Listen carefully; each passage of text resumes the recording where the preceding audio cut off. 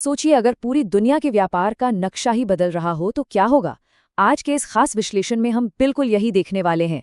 हम बात कर रहे हैं भारत के तेजी से बढ़ते फ्री ट्रेड एग्रीमेंट्स यानी मुक्त व्यापार समझौतों की। कैसे कुछ बड़े भू राजनीतिक बदलाव इंटरनेशनल ट्रेड के नियमों को पूरी तरह से बदल रहे हैं और कैसे एक नई वैश्विक व्यापारिक शक्ति तेजी से उभर रही है। तो चलिए बिना किसी देरी के सीधे मुद्दे पर आते हैं। तो आज हम किन किन चीजों को डिकोड करने वाले हैं। सबसे पहले हम देखेंगे भारत का बढ़ता व्यापारिक नक्शा, फिर करेंगे ग्लोबल ट्रेड शक्तियों की तुलना, उसके बाद बात होगी हालिया ऐतिहासिक न्यूजीलैंड समझौते की, फिर हम समझेंगे व्यापार घाटे और ब्रांड बिल्डिंग के असली चैलेंज को, और आखिर में बात करेंगे भविष्य के लिए अपस्किलिंग की। चलिए शुरुआत करते हैं हमारे पहले पड़ाव से, भारत का बढ़ता व्यापारिक नक्शा और कैसे ये रुके हुए अमेरिकी समझौते से कहीं आगे निकल चुका है। अब देखिए, अमेरिका के साथ जो बड़ा ट्रेड डील होना था वो फिलहाल अमेरिकी अदालतों और कुछ भू राजनीतिक तनावों की वजह से अटका हुआ है। लेकिन भारत ने इसका इंतजार नहीं किया। एक बहुत ही आक्रामक रणनीति अपनाते हुए भारत ने ऑस्ट्रेलिया, आसियान देशों, सार्क, जापान और दक्षिण कोरिया के साथ पहले ही समझौते कर लिए हैं। साल 2024 में हमने न्यूजीलैंड के साथ एक ऐतिहासिक डील साइन होते हुए देखी, और सबसे दिलचस्प बात 2027 तक यूरोपीय संघ यानी ईयू यानी यूरोपियन यूनियन के साथ एक बहुत बड़ा मुक्त व्यापार समझौता आधिकारिक तौर पर लागू होने वाला है। ये सच में एक बहुत बड़ा कदम है। लेकिन इस पूरे विस्तार में एक देश के साथ स्थिति थोड़ी उलझी हुई है, और वो है रूस। भू राजनीतिक चुनौतियां, कच्चे तेल पर भारी निर्भरता और बेलारूस या कजाकिस्तान जैसे देशों को इस समझौते में शामिल करने की शर्तें, इन सब वजहों से रूस के साथ फ्री ट्रेड एग्रीमेंट फिलहाल काफ़ी जटिल बना हुआ है। मुमकिन है भविष्य की कूटनीति से कोई रास्ता निकले, लेकिन अभी के लिए ये एक काफ़ी बड़ा चैलेंज है। और इस चुनौती की सबसे बड़ी वजह क्या है? वो है व्यापार में एक बहुत भारी असमानता। जरा इस आंकड़े पर गौर कीजिए। फिलहाल भारत रूस से लगभग $60 बिलियन का आयात करता है, जिसमें सबसे बड़ा हिस्सा कच्चे तेल का है। $60 बिलियन, ये कोई छोटा अमाउंट नहीं है। और अब जरा तस्वीर का दूसरा पहलू देखिए। भारत से रूस को होने वाला एक्सपोर्ट यानी निर्यात सिर्फ $3 से $4 बिलियन के बीच सिमटकर रह जाता है। देख रहे हैं आप ये अंतर? ये विशाल व्यापार घाटा वो सबसे बड़ी दीवार है जिसे भविष्य के किसी भी समझौते से पहले गिराना ही होगा। जाहिर सी बात है, अंतर्राष्ट्रीय व्यापार सिर्फ एक तरफा तो नहीं चल सकता ना। अब आते हैं दूसरे अहम हिस्से पर। चलिए वैश्विक व्यापार शक्तियों की तुलना करते हैं और उनकी एफटीए रणनीतियों का थोड़ा गहराई से विश्लेषण करते हैं। ये देखना काफी दिलचस्प है कि दुनिया की महाशक्तियां ट्रेड के मामले में कितनी अलग रणनीतियां अपनाती हैं। अब आप सोच रहे होंगे कि अमेरिका का नेटवर्क सबसे बड़ा होगा, है ना? लेकिन असल में उनका दायरा काफी सीमित है, मुख्य रूप से कनाडा, मेक्सिको और कुछ अन्य देशों तक। दूसरी तरफ चीन है, जिसने बहुत ही स्मार्ट तरीके से बेहद लक्षित सौदे किए हैं और आरसीईपी जैसे विशाल क्षेत्रीय बाजार तक अपनी पहुंच बनाई है। और इन सब के बीच भारत का तरीका क्या है? भारत अपने चालू खाता घाटे यानी करंट अकाउंट डेफिसिट को बैलेंस करने के लिए तेजी से देश दर देश रणनीतिक विस्तार कर रहा है। तो अब हम बात करेंगे हमारे तीसरे टॉपिक की, हालिया न्यूजीलैंड समझौता, जिसे सच में पीढ़ी में एक बार मिलने वाला अवसर कहा जा रहा है। इस डील के फायदे आपको सच में तुरंत दिखने वाले हैं।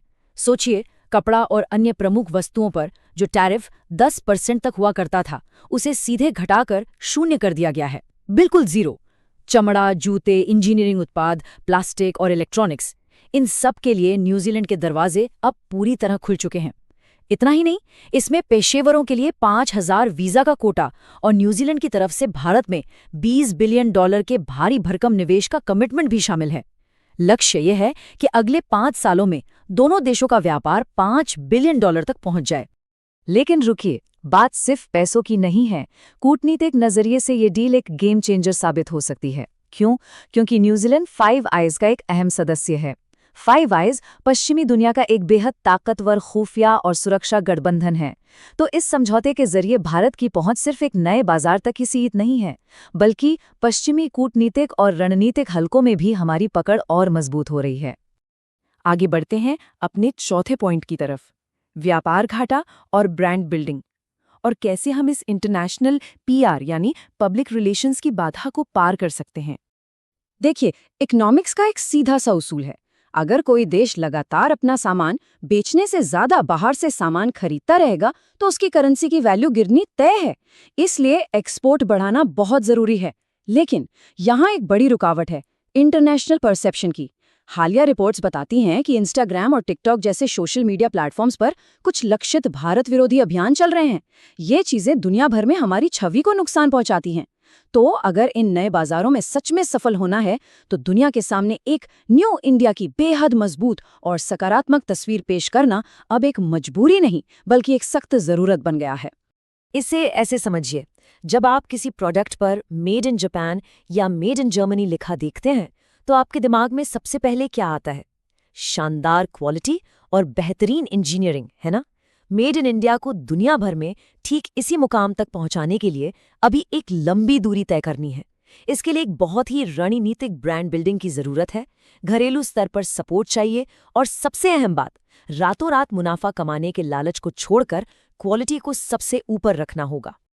और यही बात हमारे आज के विश्लेषण के सबसे अहम फलसफे को सामने लाती है। जैसा कि स्रोत में जोर देकर कहा गया है, हमें केवल अल्पकालिक मुनाफे की आवश्यकता नहीं है, हमें टाटा या रिलायंस जैसे लेगेसी ब्रांड बनाने की आवश्यकता है जो दुनिया के सामने भारत का प्रतिनिधित्व करें। कहने का मतलब है कि अगर सच में एक ग्लोबल पावर बनना है तो बिजनेसेस को सिर्फ आज के मुनाफे से आगे सोचना होगा, लंबे समय तक टिकने वाली क्वालिटी और देश हित को सबसे आगे रखना होगा। चलिए अब अपने आखिरी और शायद सबसे जरूरी हिस्से पर आते हैं, भविष्य के लिए अपस्किलिंग, यानी इस नए वैश्विक बाजार के लिए खुद को तैयार करना। सच कहूं तो ये सारे बड़े बड़े ग्लोबल एग्रीमेंट्स और भू राजनीतिक बदलाव तब तक किसी काम के नहीं है जब तक हमारे पास एक ऐसा वर्कफोर्स न हो जो इन नए मौकों का फायदा उठा सके। और यहीं पर काम आती है अपस्किलिंग। इसी को ध्यान में रखते हुए स्रोत में एक बहुत ही प्रैक्टिकल समाधान का जिक्र किया गया है। करियर 247 जैसे प्लेटफॉर्म्स प्रोफेशनल एजुकेशन को आसान बना रहे हैं। फिलहाल उनके late April big saving days में PD10 कोड का इस्तेमाल करके 26% की छूट मिल रही है। अब इन प्रोग्राम्स की सबसे खास बात क्या है? ये सीधे तौर पर डेटा एनालिसिस, डेटा साइंस और बिजनेस एनालिसिस जैसी भविष्य की डिमांडिंग फील्ड्स पर फोकस करते हैं। इनमें ऑफिशियल IBM सर्टिफिकेशन भी शामिल है। लेकिन जो चीज इन्हें सच में अलग बनाती है वो ये है कि डेडिकेशन के साथ कोर्स पूरा करने पर कम से कम 3 जॉब इंटरव्यू की गारंटी मिलती है। यानी जो फ्रेशर्स के सामने सबसे बड़ी दिक्कत आती है ना, कि नौकरी के लिए अनुभव चाहिए और अनुभव के लिए नौकरी, ये उस रुकावट को सीधे सीधे दूर करने के लिए डिजाइन किए गए हैं। तो इस पूरे डीप डाइव के बाद हम एक बहुत ही दिलचस्प और गहरे सवाल पर आकर रुकते हैं। जरा सोचिए, जैसे जैसे मुक्त व्यापार समझौतों का ये विशाल नेटवर्क पूरी तरह लागू होगा, क्या ये कदम मेड इन इंडिया को लेकर दुनिया की सोच को हमेशा के लिए बदलने में कामयाब होंगे? क्या ये नए समझौते भारत के वैश्विक प्रभुत्व को स्थायी रूप से स्थापित कर पाएंगे? ये एक ऐसा सवाल है जो आने वाले समय में दुनिया की दिशा तय करेगा और इस पर हम सबको जरूर सोचना चाहिए। आज के इस विश्लेषण में हमारे साथ जुड़ने के लिए बहुत बहुत शुक्रिया। हमेशा कुछ नया